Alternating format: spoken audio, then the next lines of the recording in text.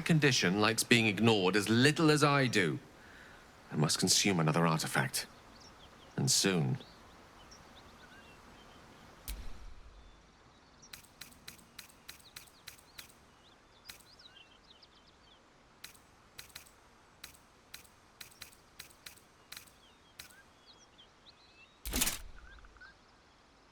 Thank you.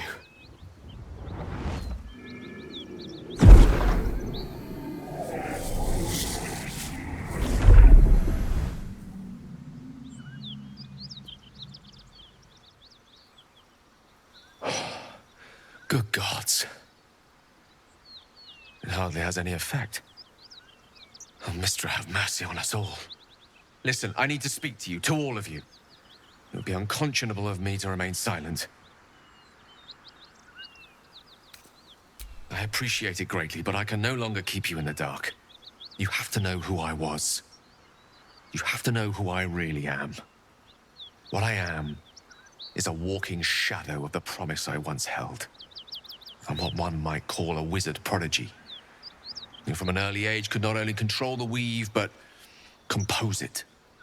Much like a musician or a poet. Such was my skill that it earned me the attention of the mother of magic herself. The Lady of Mysteries. The goddess Mystra. She revealed herself to me and she became my teacher. In time, she became my muse. And later, even my lover. I am, after all, the villain of the tale. We enjoyed each other's company. Body, mind, and soul. But even so, I desired more.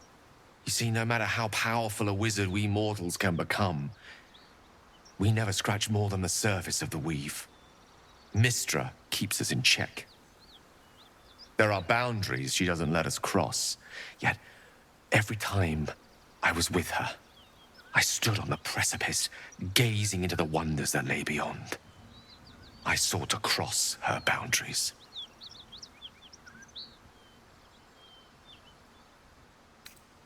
Quite. I tried to convince her. I pouted. I pleaded. Swore my ambition was only to serve her better. She only smiled and told me to be contented. But inconceivable as it seems to me now, I shared a bed with a goddess, and yet I wasn't satisfied. So I sought to prove myself worthy to her instead. We come now to the crux of my folly. Shall I share the story behind it, or would you rather head straight to its sordid finale? Very well. Here goes. Once upon a very long time ago, a mighty lord lived in a tower. A flying tower, to be precise. I'll save his history for another time, but the gist of it is that he sought to usurp the goddess of magic so that he could become a god himself.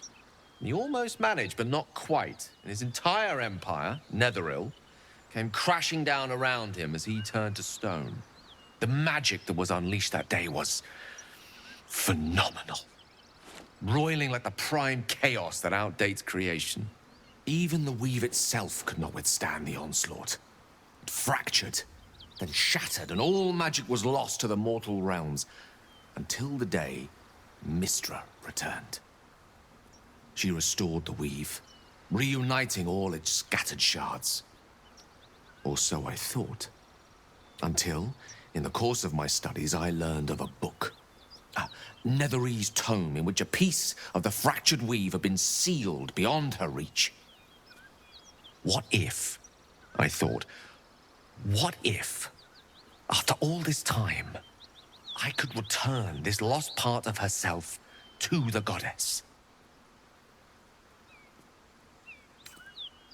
You know me. My gestures can never be grand enough. I was certain that this deed of raw power, draped in romance, would convince Mystra to take me by the hand and welcome me into her hitherto forbidden domains. I was mistaken. I obtained the fabled book and took it into my study. As for what happened next... Here. Place your hand over my heart. Let me show you.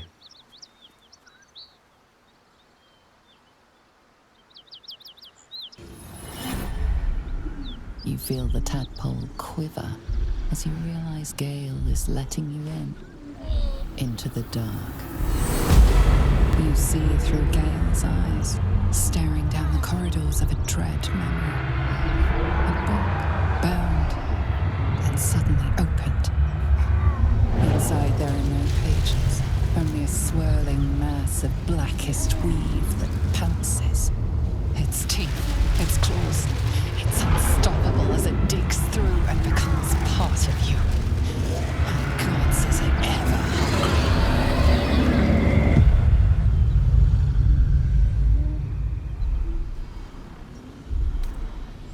Thankfully, the moment I absorbed the fragment wasn't enough to kill me outright.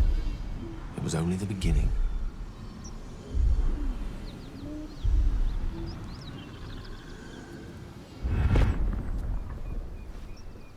This Netherese blight, this orb, for lack of a better word, is balled up inside my chest. And it needs to be fed. As long as I absorb traces of the weave from potent enough sources, it remains quiet. Were it ever to fully destabilize, however.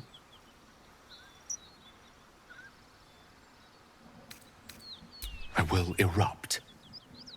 I don't know the exact magnitude of the eruption, but given my studies of Netherese magic, I'd say even a fragment as small as the one I carry, it'd level a city the size of Waterdeep.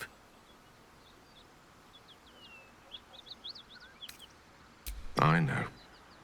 All of this. It must feel like a betrayal. Say the word, and we'll part ways.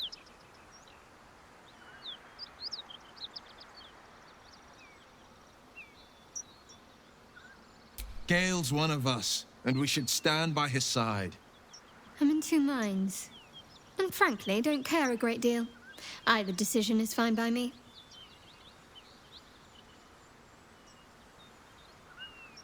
That is a great relief. Oh, a great relief indeed. You truly are a soul that steals my own. From all my new rallied heart, I thank you. I thank you all. I understand if you stand against me. I'm humbled if you stand with me. Either way, I will do my best not to let you down. I stand at a precipice, but if you do not give up hope, neither shall I. I'll fight. I'll resist as long as I can. Now, even I am tired of the sound of my own voice. Let us venture forth.